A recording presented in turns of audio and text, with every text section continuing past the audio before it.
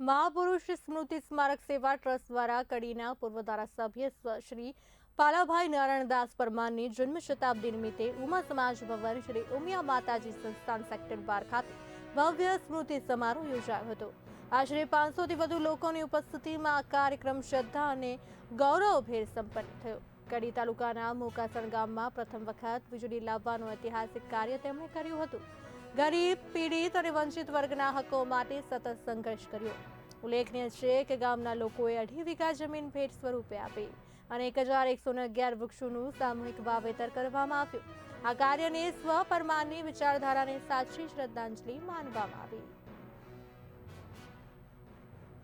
આજે કાર્યક્રમ રાખેલો છે એ મારા દાદાના 100મા જન્મ શતાબ્દી વર્ષ નિમિત્તે રાખેલ છે અને તેમાં અમારી સમાજના દરેક વર્ગના લોકોનું અહીંયા આગેવાન શ્રીઓનું, મહંત શ્રીઓનું અને રાજકીય નેતાશ્રીઓનું એક સન્માન સમારંભ રાખેલો છે, જેના થકી દલિત સમાજની અંદર પ્રેરણા અને જાગૃતિનો વ્યાપ વધે એ આ કાર્યક્રમનો આજે આ કાર્યક્રમની અંદર 500 થી વધુ લોકો ઉપસ્થિત રહ્યા છે, જેમાં અલગ અલગ સમાજના જેને લોકો આગેવાન શ્રીઓ,